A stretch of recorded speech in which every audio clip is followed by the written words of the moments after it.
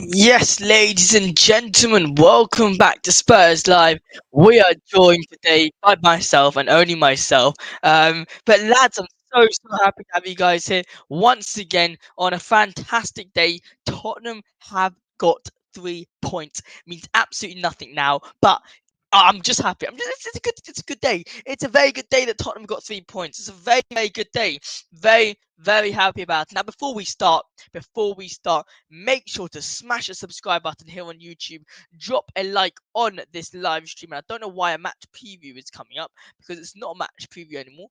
Let me delete that. There we go.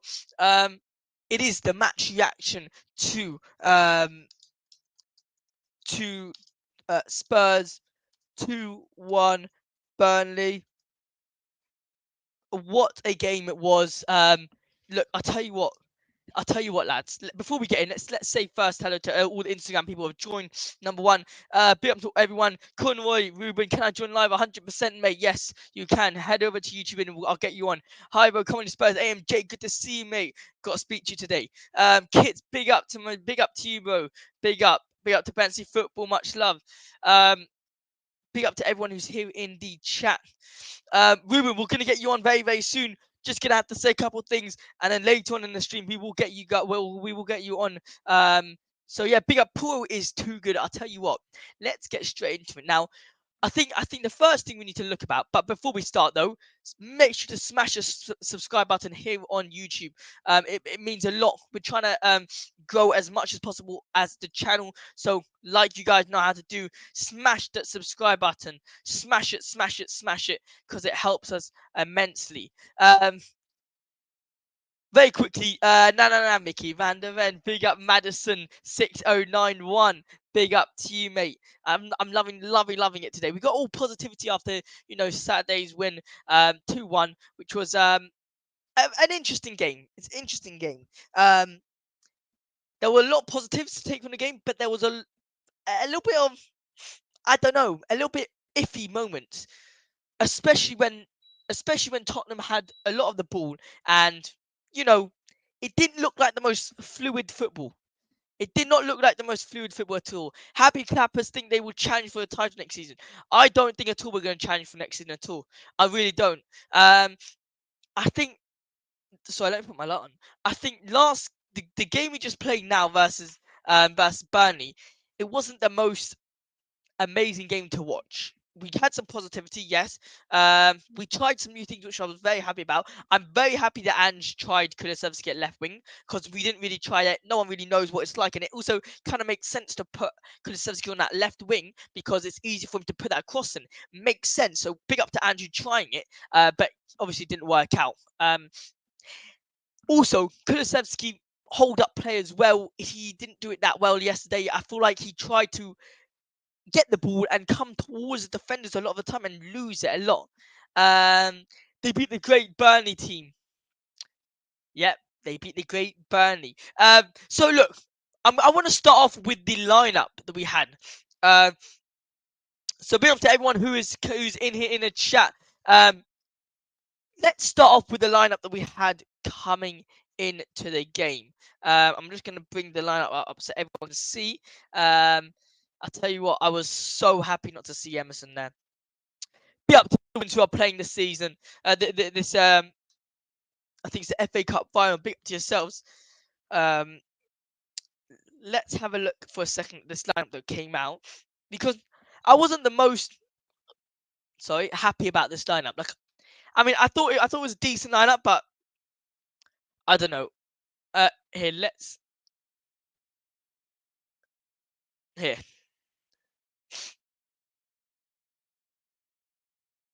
Yeah. So as you can see, but be up to a Sata for commenting.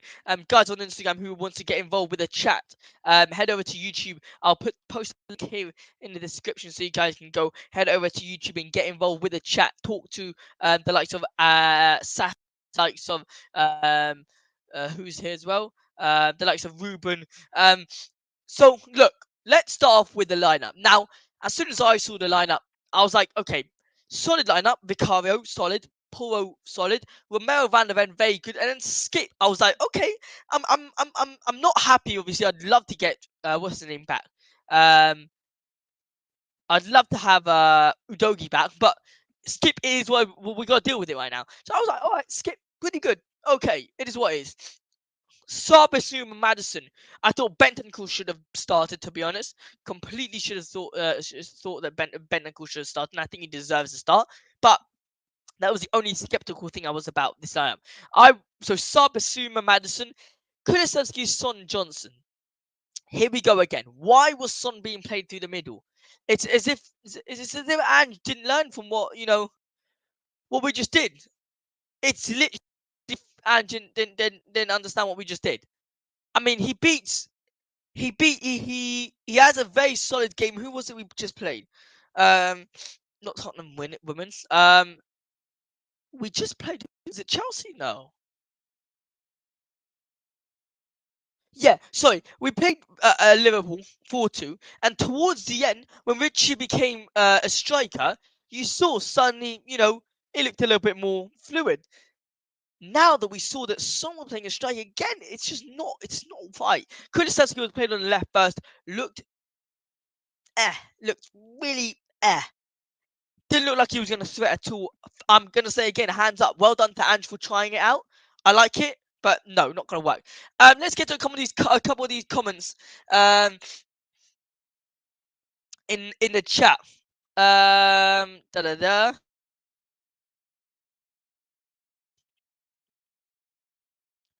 Delusional Ange will be sacked early next season. A Sato, as everyone knows, he's a little bit negative, but it is what it is. Finally, they start Maddison. About time. Lo Celso should have started. I think. I completely agree. I think Lo Celso should have started.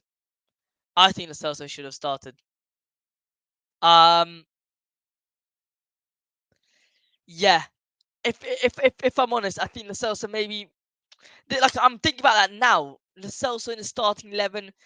But he's just so inconsistent, Lo Celso. He's so inconsistent. He really is. Big up to AMJ, by the way. Tottenham Women FA Cup final score prediction. I'm going with the women's. A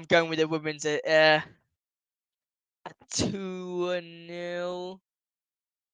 A 2-0 Tottenham. Come on, 2-0 Tottenham.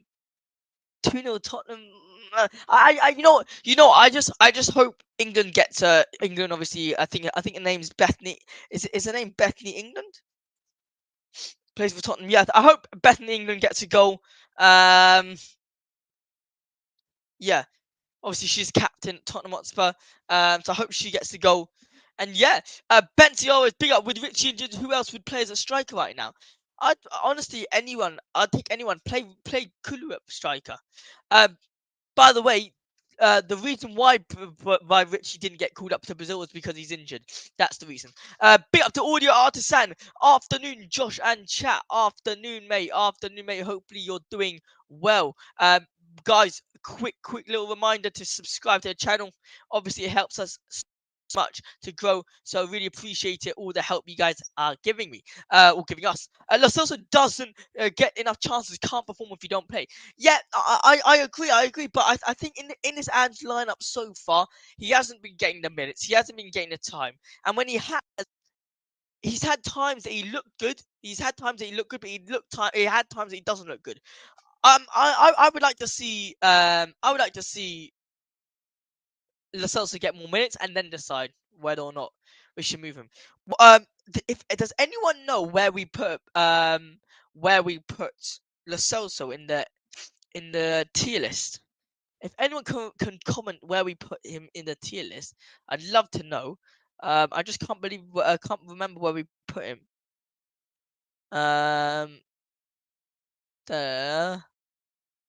Where do we put Lo Celso? Do we put hang on? Did we put Lo Celso in the cell?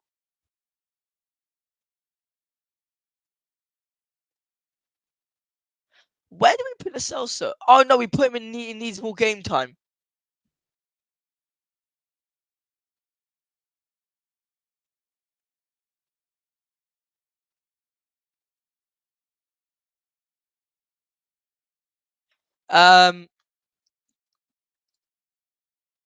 Yeah. So yeah.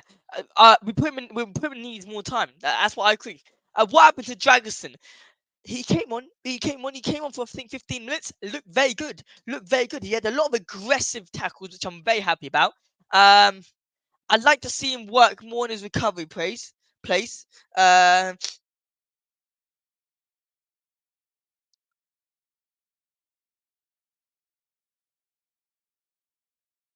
um, yeah.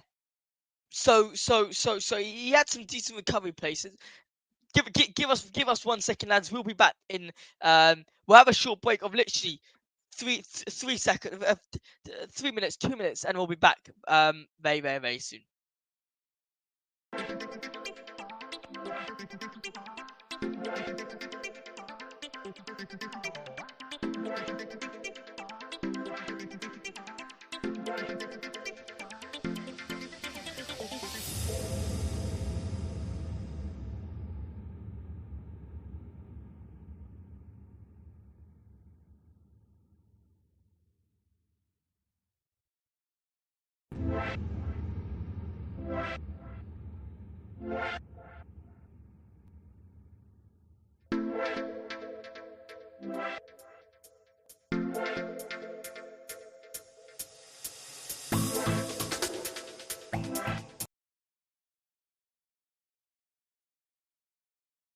About that, lads. Sorry about that. Sorry. We're back. We're back. Just had to do a couple of things off camera. Where were we? All right. So what happened? Jackson, yeah, he came on for 50 minutes. He looked quite decent. Putting a lot of aggressive tackles, like I mentioned. My only thing that I would say maybe he does need to work on a little bit more is potentially his recovery pace. I don't think that was all that yesterday. To be completely honest, I didn't think he was all that. So I'd like to see him work on a little bit more on his recovery paces. But except for that, I thought he looked half decent. I thought he looked very, very good. Johnson can play in the middle, to be fair. He can play a striker 100%. Yeah, 100% he can play there. Skip or Emerson left back. Skip 100% all day long. Afternoon, Josh, and all the chat. And all in the chat. Big up to Meta Football TV. Big up to yourself, Chris. All right, so I will be putting the link in the chat for whoever does want to come on and have their say. If you guys do want to come on and have your say, I'm gonna have you guys on one by one, very very quickly. We're gonna do literally 2 minutes each, just to have your say on the game. Anything you want to add that I haven't added, just so I can get your point of views, because it's also nice to get your point of views in this in this match reaction. Now, Van de Ven, let's just talk about his goal for a second. Unbelievable. That is it's like strikers can't do that. I mean, strikers should do that. Son should be doing that. Werner should be doing that. Decky should be doing that. Johnson should be doing that. But it's Van de Ven who's taking lead, who's taking charge, and that's what we have at Tottenham. That's what we need at Tottenham. Players who actually take charge in what they do, and I think that helps a lot, a lot. All right, first up, we got a guest here, obviously a very very close friend of mine on the YouTube scene, and yeah, I'm trying to give him a very nice intro. And a person I respect his opinion very, very highly. We might have a couple of decisions we disagree with, but you know what? It's football, and it'll be a bit boring if we all agree with the same thing. But big up to Chris from Meta Football TV. Yes, Chris, how you doing, mate? Hello, my brother. How you doing, man? Thank you for the intro. You completely butchered it, but yeah, I do respect you too, mate. So big up to you. Big up to everyone in the chat, mate. Thank you very much. Thank you very much. I had to prepare something. I Anyway, know, Chris. yeah. Burnley. I mean, I Yeah. think I had you. We were talking on which channel was it? We were talking on. Please remind. Was it Talk and Ball? Maybe we were talking on. Yeah, possibly. Yes, it was. Yes, it was. And Yep. we were Yep. discussing a little bit, a couple, elements to the Burnley game. And now that we've beaten Burnley 2-1, What are your thoughts? What are your thoughts after that game? Are you happy, or are you not? You not? Are you like me that's just not over happy? Or what are your thoughts? I mean, yeah. Well, thanks for having me on anyway, and thanks for the possibility. No worries, no Listen, worries. 3 points are the most important thing, and of course, from an analytical point of view, it's how you get there. Um, very lackluster, very. I don't know. I've just joined. I don't know what you've been talking about. I do apologise. Been a bit busy. Um, but listen, it's the way you go about things, and I think that the best thing about it were the two goals. I mean, big up Colin. Um, I mean, very lackluster. I mean, that's all I can say. I can see that. I can see the idea. I can see that the players are trying, but whenever I try to assess and analyze the midfield, because for me, that's the engine. Yes, you've got to have the attacking output. You've got to have that that final third, so to speak. Um, but the engine as well. I mean, I see Bissouma trying to put things together when he can't make that cutting edge, that final pass, or that simple pass. I just it just it's just despairing. It's just my god, it's just so easy. Yeah, okay, Yeah. we're up in the stands from the camera, or if you're if you're in the stadium, that's great. But if he Hmm. can't see that as a professional player, that you have to put a bit more on the ball, it's Hmm. just it's very like, what are you doing, mate? Just Yeah. for a lack of other words that are a bit more expletive and you can't say on air. But it's very questioning why you're not able to do this. Have Hmm. you just given up? Are you just unable? Because we know you're not unable. And I don't want to single him out. Sonny is not a number 9, and we've talked about this. Brennan, he tries, um, and then you just switch it about, and it kind of clicks. You put Sonny Yeah. on the left. You do, So, but all in all, it's lackluster, and I'm just happy we got the 3 points. I'm very sorry 100%. about Burnley going down, because they've got a great manager there trying to do things. But um, it's strange, really. A bit So strange, it's strange about game. time we get 3 points. No, it's about time. After Well, yeah, all those yeah. fixtures, Newcastle, Chelsea, Arsenal. It's about time. I think attack should be on Kulusevski's son and Werner. We're gonna get onto that very soon. I don't know how much time Chris has got, so well, Until the wife calls, and it's dinner time, or lunch. at lunch. Big up audio afternoon, Hey, Chris. Julia. Colin from Afternoon. Talk and Ball. Yes, mate. Hey, How are you Cole. guys? I'm doing well. Chris doing well. Fine, Look, thank you. um, I was gonna say, oh yeah. So the way I was watching it, the way I was seeing the game, unfortunately I couldn't watch it live, so I recorded it, didn't see the scores, and watched it, rewatched it. And number Yeah, one, I don't know if you ever rewatched the game, but when I'm rewatching the game, I'm all looking into like elements and tactical views. I don't know, it's just weird. Now, I was yeah, watching the game, and it's like what you said. There wasn't much fluidity into the football. It was very slow. Now, again, the chat. I don't know if you heard me say this, but I was very happy that Ange started Kulusevski on the left, because that's not something we were able to see, and I'm happy that he tried it out, because why shouldn't Ange be trying these things out? You don't know. We're in a right now in a place where, all right, European football is guaranteed. Why not try Kulusevski? And it didn't work out at all. But now we end the game 2-1 versus Burnley.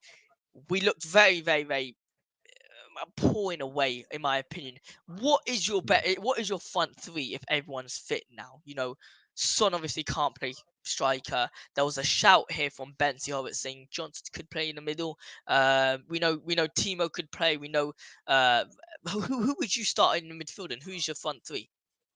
If everyone's fit, I think Sonny has to play out on the left. Richie's Yeah, up front, and I think, I mean, I've never been a big fan of Decky, because he's a one trick pony. I mean, yes, he's got very good ball retention, but yesterday he seemed like he was like a shadow of himself, losing the yeah, ball. Yeah, okay, he does things great, and people that are all on the old confirmation bias thing. Yeah, he done this great, but he does.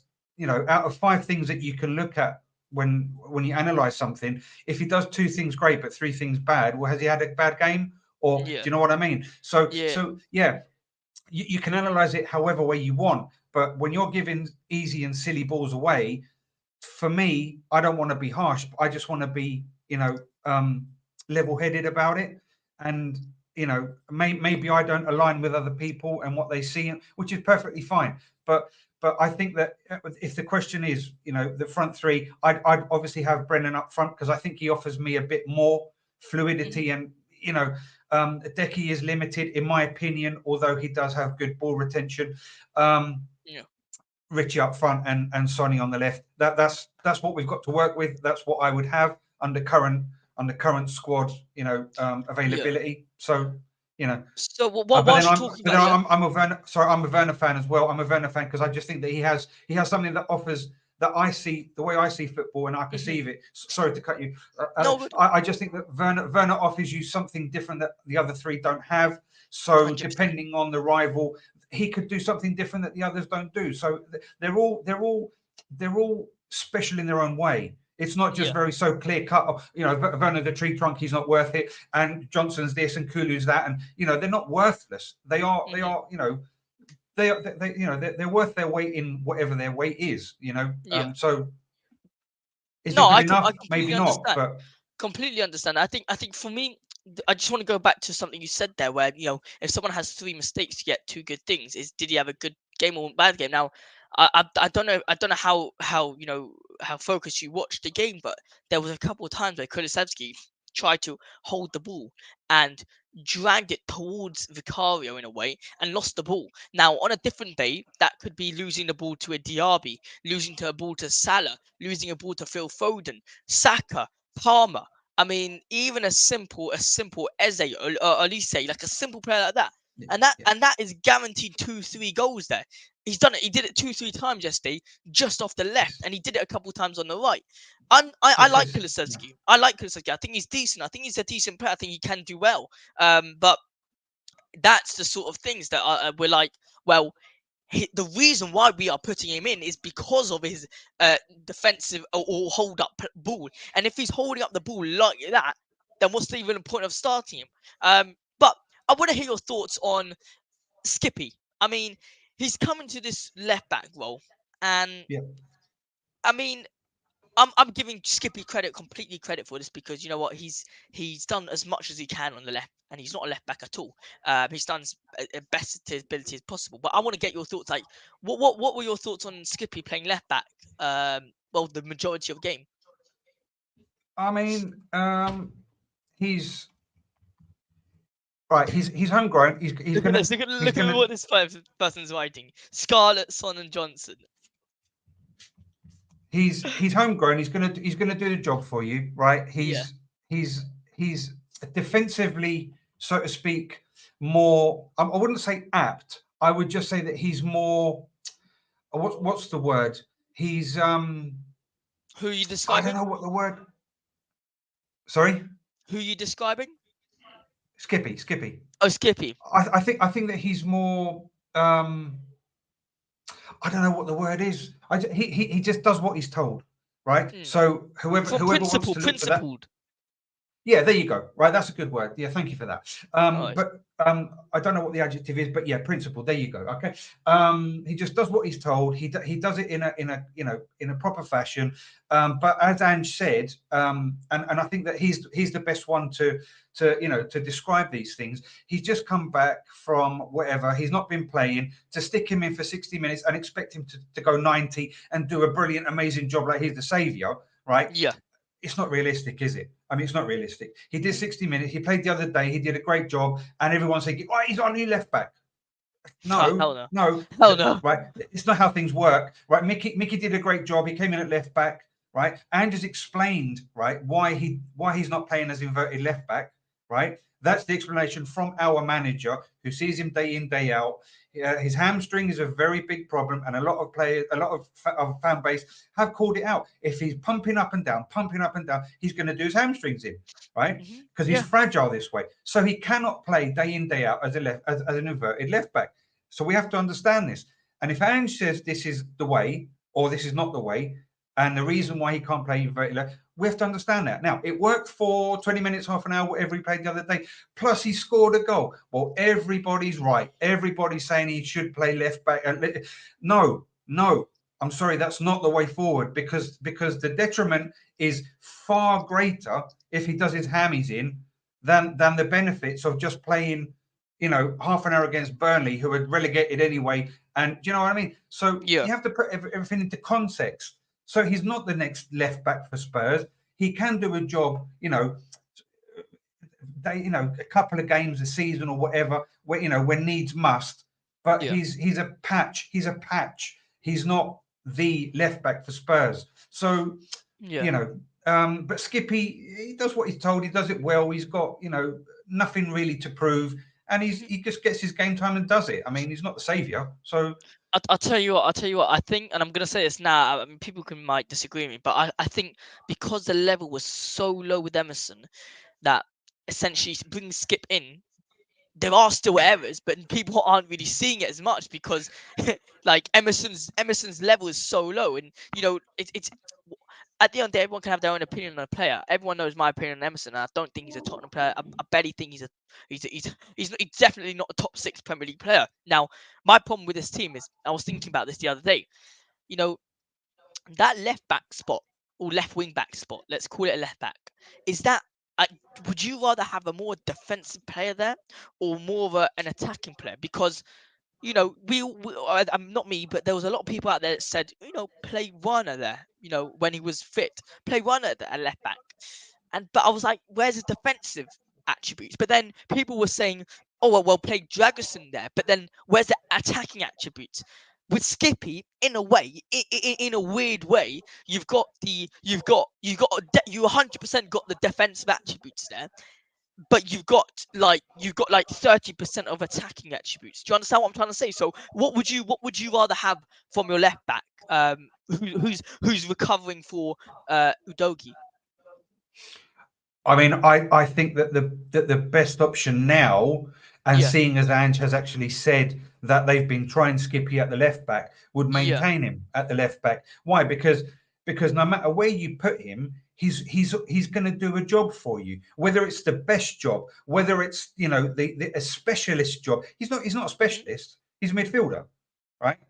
And whether he's a good midfielder or a bad midfielder, well, that's just for the experts to say. We're not anybody. We can have an opinion, but we're not an expert. We can't, But if he's been, on the training field and he's been playing, in whatever small-sided games as a left back or doing these kind of, well, a small-sided game would not be as a left back, but but these kind of defining small-sided games as a left back or those kind of conditioned games.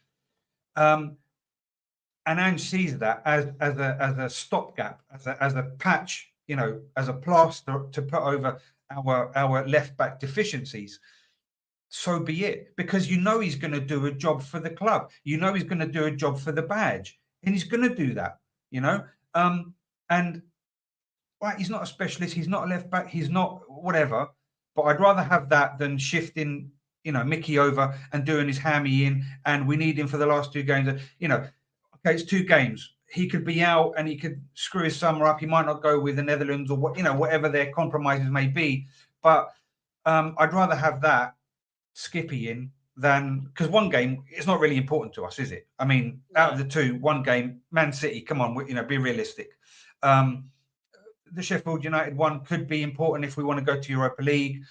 But I'd rather have Skippy there. In a different question, do you want to beat City? I always want to win, but I understand that if you have to take one for the team, you lose. Yeah, 100%. So beat City or lose? Because I want City to win. My second, if I had to choose a team, I'd choose Palace because it's my local club from where I'm from originally, right? And I don't care if people want to jump on my net. I don't care. I got my life and I got my history. But Palace is my local club. Spurs is in my heart and in my blood.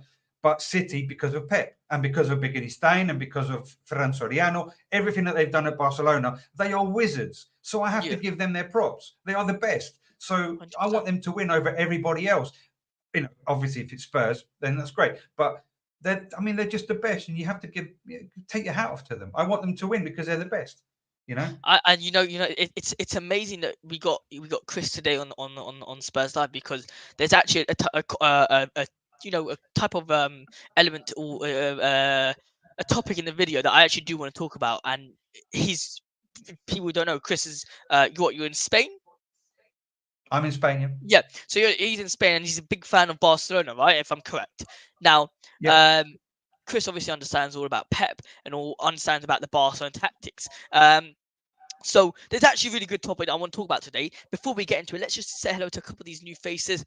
Big up Janu, Raju, Ange and Arne Slot. Both are so similar. A key difference in Slot, which brings balance, is that he only inverts one of his fullbacks. Porro should be inverted and Udogie should keep the width. I 100% agree with this.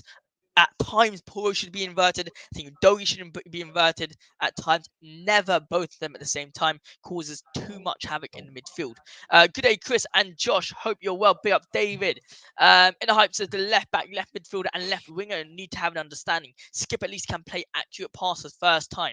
Some issues about his potential sense. I'm sorry, about his positional sense can be ironed out, maybe. Yeah, but that will come with time. I mean, that's consistency. That's playing day in, day out. You're not playing with your teammates. You're only playing small-sided games. You're only playing stuff on the training pitch. But you have to play against opposition as well. So it's not. I mean, this is a very good point. What Hype is saying. But it's lack of game time against Premier League opposition, not against your teammates. So you have to take that into consideration as well. But 100%. Now, okay. So here's give me 1 second. I'm just need to open his door here. All right. Here's the topic that I want to talk about. Now, I'm gonna speak about myself first because I don't want to put words into anyone else. 1 second. Here we go. Okay. So for me, the Premier League is guaranteed the best league in the world for me. It gives the most excitement, and it just is the best league in the world. I think La Liga, it provides the most technical players in the world. I think Serie A provides one of the best defenders in the world, and I think the Bundesliga is a farmers' league. I think it's really bad. My point is that each league has their own, unique play style, characteristics. Yeah. Characteristics, yeah. Now, identity, or identity, exactly, identity. Now, why do you think this season? Why do you think that the Premier League teams have not succeeded in Europe this season? We could say that since the semi-final, there wasn't a single Premier League team, only La Liga and Bundesliga, and now in Europa League, there's no Premier League teams in the final. Conference League, I'm pretty sure there's no Premier League team. So why is this? From a unique point of view, again, just reminding everyone, Chris does understand a lot about La Liga and Barcelona. So from your point of view, why do you think it's been such an unsuccessful season for Premier League teams in Europe competitions? Honestly, I can only give a bit of input, and I'm glad to share my own opinions and knowledge, fact-based knowledge of what I know. And I never ever put my neck out for things that I don't know about. So in this case, I wouldn't be able to answer you because I don't have that in-depth knowledge about why and why not. All I can think about, right, is that, for example, Real Madrid have got to the final yet again, right? But they haven't had anyone challenging them for La Liga, right? So it's been a bit placid. Now, when you've got, for example, Villa that take a 2-4 drubbing against Olympiacos, right? Now that could be, for example, and that's opinion, of course. They've got two fronts open. They've got Champions League in the back of their mind. They've got UEFA or Europa, whatever. Yeah, Europa. So they've got to balance two plates on one hand. So what are you going to do, right? That could be a factor, right? Man City have got the league, plus they've got to get to another semi-final or whatever that was that they didn't. They lost to Madrid. Well, that's Madrid. Fine. So I mean, I think that it could just be a case of balancing act. Because if you think that, okay, the best players, the best way of playing, the best manager, the best and the best and the best, well, then obviously the same teams are going to go through year in, year out. And it's Yeah. just a given. I just think that it's a case of, right, Borussia Dortmund are fifth in the league. They lost 3-0 yesterday to Mainz, who are down the bottom, but they're in the UCL final. So it's, Yeah. you know what I mean? It's It's a subjective. case to me. Sorry, It's subjective what the best league is, but basically. but I mean I mean I don't think the best league is up for debate. I think it's the EPL, to be Yeah. honest, because Yeah. of the funding and the excitement and the way it's run. And but then, well, I mean, you could talk about the Bundesliga. It's very well run. The pricing is very competitive for any fan to go to. Whether you're in England and you want to go and see a Bundesliga game, it's very, very cheap. You can, but then over here it's very expensive, and even in Spain it's quite expensive. So, but there's so many factors that you have to take into consideration, and I don't go to games. I really can't talk about that. But from what I understand, it's very competitive. Whether I think it's a farmers league, as you said before, which is totally respectful or respectable, and whether it's deemed farmers league, well, I mean, it doesn't say much for the other teams then, or the other leagues, because a farmers league team is in the UCL and it had a semi-final. So how do you juggle? How do you interpret that a farmers league has beaten a top 2, top 3? Well, then how do you? Do you know what I mean? How do you describe this? How do you? At the end of the day, football is football, and shit happens. Excuse my French. Do you know what I mean? It's just football at the end of the day. Sometimes you get lucky with a dodgy reffing decision. Sometimes it's just that the way you play is more effective than the way another team plays that is expected to beat you. And I mean, everybody, as Mike Tyson said, everyone has a plan until the first time you get hit.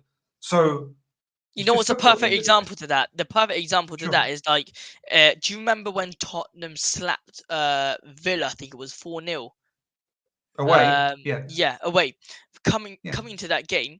No, was it first? No, what was the first game versus Aston Villa? Did we lose or did we win? I can't remember. We lost that. We lost that. No, I can't remember. Yeah, no, we lost 2-1. We lost 2-1. But my point is that the 2-1. Yeah, 2-1 at home. Yeah, that's correct. Aston Villa game 4-0. It was a game where the Tottenham Hotspur players understood Ange football completely now. I maybe not completely. I think we're still learning, but they had a much more better knowledge of Ange football. They came to Villa that play like they play like this. Is in terms of what do I mean? I mean, if when Tottenham play Ange ball, they would just eat Aston Villa because it's just a perfect way to beat Unai Emery. Ange football is a dynamite. Sorry, it's a kryptonite for dynamite. It's a kryptonite to Unai Emery's football. Just like the same way I believe that Jurgen Klopp is the way Jurgen Klopp plays is kryptonite football to Ange Postecoglou. Now, the reason why I believe Real Madrid, there's no Premier League teams anymore, and my mate actually, I'm not going to take credit for this because my mate actually told me this, and makes very, very big sense. The Premier League teams, they got a lot of hunger, they got a lot of desire, they're very physical, and when you play in the Champions League, number one, you need to have experience, and this season, Liverpool weren't in there, Chelsea weren't in there, United weren't in there. The only experienced team you could say you have was obviously City and Arsenal. You could say maybe. I'm trying to think who else. If I missed out anyone, please let me know. But yeah, those are the only experienced Premier League teams that there were. Now, the way City play, you could say it's the reason why your opinion is very critical to me is important is because the way City plays Pep style, it's Spanish style, it's no, let's not go and punch everyone in the face. It's let's give a nice ball into Haaland to header it in nicely. Let's go and give a nice pass. And if you notice, teams that win the Champions League year out are the teams that play amazing technical football. You could say that only 2 years ago, Chelsea were the only team that actually beat everyone because of their physical attributes. But whatever, leave that out. Real Madrid, they've got the best technical ability players on the planet, in my opinion. Dortmund, they didn't have to fight. They simply played amazing football, with technical abilities. Adeyemi, he was so weak the other day. His ability to go and push someone is terrible, but he's technically so gifted. And that, by the way, the reason why I believe that the Premier League teams have gone out of Europe. Number one, because of experience, and number two, simply because when you come to Europe, you need to be technically gifted, and the Premier League aren't the most technically gifted. Look at us. I'm talking about myself. A lot of us hyped up Thiago Alcantara coming from Bayern Munich. I mean, he's just a basic one. My mate thinks that if Premier League team signs Porro, we're also going to go crazy about him. It's simple technical players. But sorry, one thing I'm going to add, I'm going on, but one thing I am going to add is that players like Bryan Gill, who is technically, I think he's unbelievable technically. I think he's really good technically. But players like Bryan Gill that doesn't have any physical attributes is not going to do any good in the Premier League. So you need to have someone, in my opinion, that is good technically, has a decent amount of physicality, and that for me will help move the Premier League teams into higher and finish higher in the Champions League spaces. But have you got anything to add? Sorry. What was the Sorry, question? no, I meant like if you got anything else to add on, or you disagree with me on something. No, listen, I think that Bryan Gil is an amazing player. Big up, Bryan. Bryan. I think that Bryan Gil, when he was on the books for Barcelona to play down the left, and it didn't materialize for whatever reason. But if you're on the books to be a juggernaut, you've got to have something. I agree that he might lack a bit of muscle, but he's very similar to maybe not the footballing brain, but technically very similar to David Silva, who played for City. Hojberg. Okay, but the fact that he didn't have consistent football, right, especially at Spurs, was in his detriment. Yeah. So, but technically, very, very good. Consistency gets you, further down the road. But then he did a good job at Sevilla. So, a decent job, better than Spurs anyway. But I think that if he could bolster his physical, shielding, delay and etc., ball retention, as Decky has, for example. Although Decky's much taller and he's much broader, but if he could somehow, like for example, I don't know if people know about basketball, or you like basketball yourself, Josh. But for example, Pau Gasol, the Spanish, Marc Gasol and Pau Gasol, the two brothers. Pau Gasol was like a rake. He was like so thin when he played for Barcelona. Then he went to the Memphis Grizzlies. Yeah. And then he played for the Lakers, and he was like thin. He was like beanpole thin. And then obviously he had to bolster up to play for the NBA, right? And then he lost a bit of agility, but he gained in other aspects. So if this was something that Bryan Gil could do, he would be amazing, because he's technically so apt. He's brilliant. Like Wembanyama, you know Wembanyama. Yeah. Do you know Wembanyama? It's similar to Wembanyama in terms of he's very, very thin, but he's now on that road to getting stronger. I agree. Yeah. Exactly. So the last thing you really lose is technical ability, right? You're either technical or you're not. And if you're a technical player, that's basically what the last thing you lose, because you're going to lose pace, you're going to lose agility, you're going to lose everything as you get older. But your technical attributes, more or less, you're going to maintain them. But Tony Cruz. I think that. Yeah, definitely. I mean, but that's all up here, though. I mean, these kind of players, they got it up here. So, like Modric is amazing. Cesc Fabregas, when he played, it was all up here.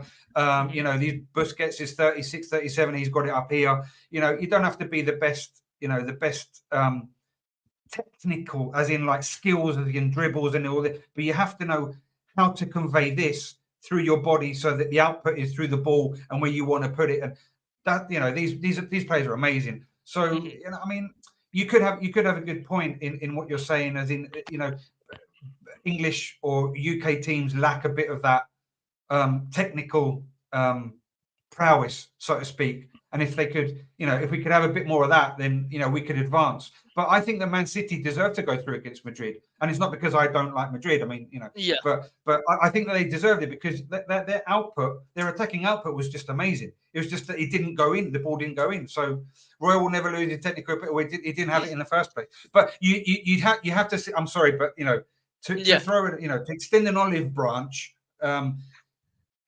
Emerson Royal was called Emerson de Souza, right? And then he changed his name to Emerson Royal when he was at Betis, right? Yeah. And he was very, very good at Betis as a right wing back. So he was played in more advanced roles, and even played in the midfield when needed be, but that was just on certain aspects during the game. And he would score like 30, 40 yarders. He would get into the byline. He would, cut back, and he would be very, very proactive. Nothing that we've seen at Spurs, unfortunately, but he was a very good player for Betis. Totally different to what we've seen. So, it's just circumstances, but he was a very good player. You know what, coming into this into this transfer window, I'm like, the way I'm viewing it is, we need a striker, we need a left back, we need a CDM, we need so many players to fit this Ange system. And you know what, I think just to go back to the game, I think it shows a lot. It shows a lot how far these players have come. I really do believe that the first 10 games were very very ahead of schedule. I think where we are now is where we're supposed to be. I think 5th, 6th is where we're supposed to be right now. Makes complete sense. Big up to Ange, by the way, who he's given us more points than Arteta in his first season. Great stat there. Now, Chris, very quickly, let's quickly say hello to all these new people I haven't said hello to. Big up to Barbaric for this great comment. Saturday, we beat Villa because of wrong tactics by Emery. Nothing to do with Ange. I genuinely think Ange got that. You know what? I give Ange a lot of stick, but I think Ange got that game spot on. Now, Chris, we've got 2 more games. Yeah, am I correct? Yeah. City 2 more games on Tuesday, and then Sheffield United. Yeah. Exactly. I'm just going to share screen very quickly so everyone can see what I'm talking about. So I'm not just waffling like nothing. Look at that. All right. Can you see that? Is that? Yeah. Okay. So Tottenham have got 2 more games left, and they could potentially get 6 points. We've got to play the champions right now, City, Manchester City, and we've got to play Sheffield United that are all the way down there. Yeah. What do you want to see happening? I know you gave us a little teaser beforehand, but what do you want to see happen in these last 2 games? And how many points do you think we're going to pick up? Well, I mean, hopefully, I mean, as I said, I want to win always. But I think that the 3 points against Sheffield United would be fine for me. I don't want us to win against City. Because I want them to win the league, and I think that they deserve to win the league. I do honestly, and I don't care if people clip this. It really doesn't bother me. I think that Arsenal have had an amazing season, right? I think they've played very well. I think that with the incorporation of Declan Rice, they have found that piece to the puzzle that perhaps was missing for them. I think that Havertz has done very well. And I think they've had an amazing season, but I'm just more City than I am Arsenal because of Pep. If Pep and that bunch weren't there, I really wouldn't care less, to be honest. But it's all because of the destiny. It's all because of the Pep and the Barcelona connection that I like City, because let's face it, if Pep and Chiqui and Ferran, all these people weren't there, I don't think City would be what they are, because Pellegrini. Pellegrini was there. Mark Hughes was there. The Italian guy was there. I can't remember his name now. Mancini was there. They're not what they are. What they are now. But the Spanish connection has made Man City what they are. To even further, they've made them into an amazing beast. But if they weren't there, I wouldn't care less. So I don't care. I would go out 100% wanting to beat City on, during the week. Yeah. I think that if we get the 3 points again against Sheffield United, that will suit me. And that's basically my point of view. Ruben thinks we're going to get 1 point versus City. Brennan, Could be. Daigle. Look, here's another question though. Arsenal playing tonight. Manchester United at 4:30 afternoon. Sorry. Arsenal hypothetically, lose versus Man United. Do you I don't. City? I don't. That's a hypothetical. Okay, fine. Yeah. Do you beat City? No. No. No, because if Arsenal beat Man United, well, sorry, Yeah. you said if Arsenal lose tonight. Yeah, if Arsenal lose tonight, they're going to be still on 83 points, but on 37 games. Okay. So there's no reason to beat City. You can draw. Then there's no. Yeah, we could draw. There's no reason to beat City. You can draw. So everybody's happy. Yeah. I'm saying. The thing is, yeah. Sorry, go on. But the thing is, sorry, Josh, to interrupt you. The thing is that you think Man United are going to go and beat Arsenal and hand the league to Man City. No chance. No chance. They won't. But you never know. You never know. Let's be honest. But Man United is such a quagmire. They're such a strange club, or not a strange club. I retract that. They've had such a strange season. They are capable of going and thumping 4-0. Thumping Arsenal 4-0 because they've just had such a strange season that it's like a lot of people. I was on Deji the other night. I was on Spurs King TV with Deji the other night, and he said Spurs are so Spursy, Spurs are so dusty that we are so capable of beating Man City during the week because we're just like that, because we're their kryptonite. We're just but so Man United could beat Arsenal today. Yeah, but it's just so strange. Anyone can beat literally anyone. I mean, you're looking at this. Yeah. You're looking at this, and if you would tell me 5 years ago, 6 years ago, 7 years ago that Palace would be beating Man United 4-0, I would just laugh at your face and be like, "What are you talking about?" And you know what? You know what's sad to say. And I'm gonna say this straight away. Sorry about this. I think that United have completely fallen off, and not just that, is that they've got around 3-4 years until they're actually back on the top, and I don't even think they're going to be competing for the league then. I think they've got such a long way to go, and all these United fans out there think that they need a couple solutions. It's not like that. I really don't think. I think I can honestly say I think Chelsea, Newcastle, I think everyone above United right now are in a much better position and can win the league before United can. I'm gonna say that. I genuinely do think that. I think that with Chelsea, for example, if they want to back Poch, I think that they're in a better position because you can't keep on chopping and changing like we've been doing. Okay, you've got a lot of money, you've got a lot of good players because Chelsea have a hell of a lot. Very, very good players out there, right? You've got to make them gel. You've got to give time to the manager. And if you're just going to start chopping and changing, you're going to start from zero again. And it doesn't really make sense. Now, if that's the way they're going to go, then albeit they might win the league, with the new manager. I mean, football is just so strange that they might win the league with, I don't know, Joe Bloggs down the road. We don't really know, but I mean, to me, it doesn't make sense, and it's just going backwards. But yeah, Man United. I think that it's the ethos, it's the ambience, it's the environment that has to change more than just spending 500 million on 6 players, or what I mean. It's the I don't know. It's the smog and the fog and the the environment at the club that has to change more than bringing in a right wing or a centre back. I agree. I completely agree with you. Now, look, for the last, I want to end this in exact 1 hour or a bit. So for the last 3 minutes. I have to go as well. Yeah, so that's right. Perfect. Thank you, Josh. No. So in the last 2-3 minutes, I just want to talk about the the final, the Hey, FA Nita. Cup final. Big up to Nita.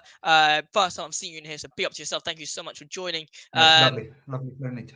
Big up. Spurs Aids will show the men how to win silverware. Comedy Spurs. Big up to Leo, my brother. How are you? Yo, big up, Hey, homies. hermano. Hope we're well. Let's talk about it. I mean, it's the FA Cup final. Winners, it's Tottenham Hotspur versus Manchester United, Wembley. So I'm just trying to write Go the for it. correct. Multitasking. Exactly. They are in the final. I mean, this is looking like it's going to be a hell of a game to watch. I'm definitely going to be tuning in to watch it. I'm wishing all the women the best of luck. But Of talk course. to me. I want to talk a little bit outside of the actual football. I want to talk to you about. I don't know if you listen to Daniel Levy and excuse me, I don't really know who the women's manager is, but at the beginning of the season they were discussing how to develop the women's Tottenham team, how to try and make it more inclusive. What do you think of women's football in general in the Premier League, and do you think it's developed over the years?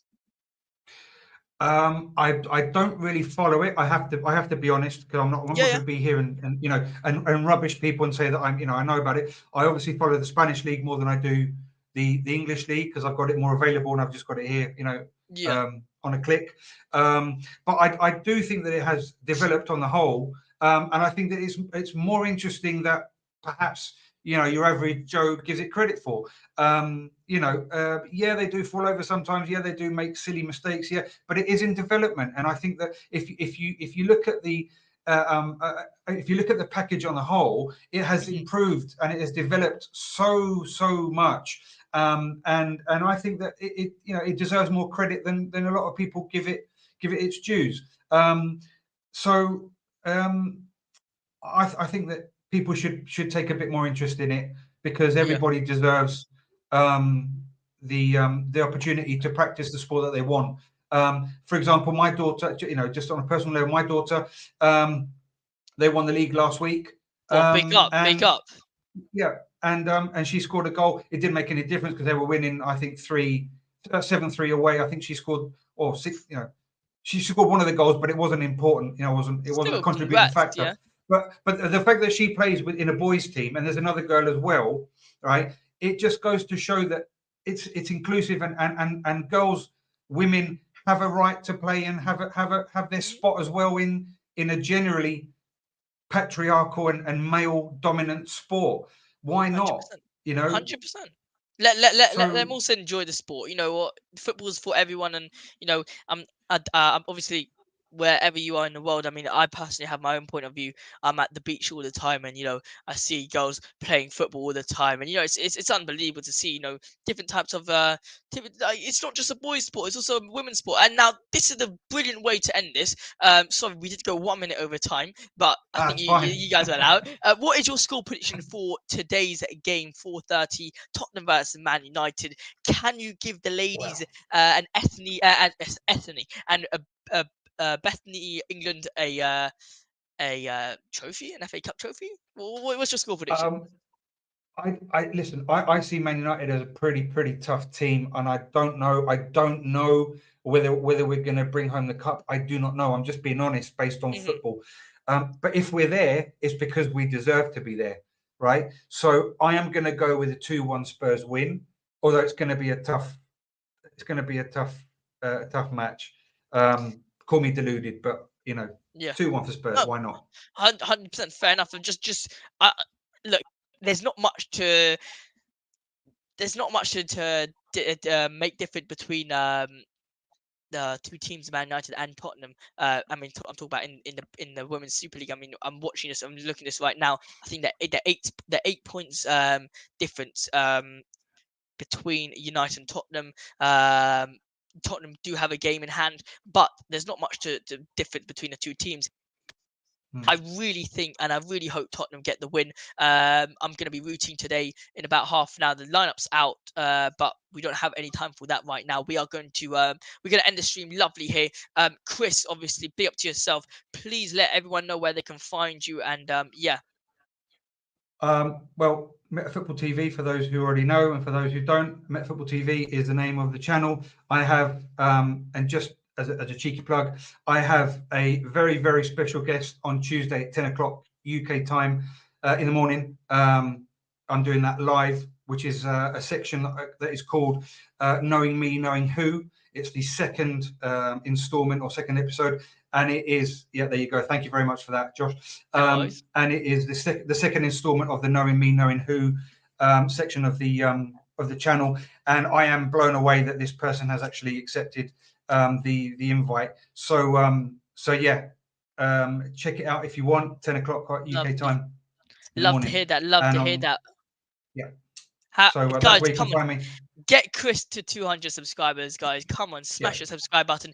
Guys, make sure to drop us here at Spurs Dive a subscribe. Just, click it. It's completely free. Whether you come from my channel, go subscribe to Chris. Whether you come from Chris' channel, go subscribe to us here at Spurs Dive.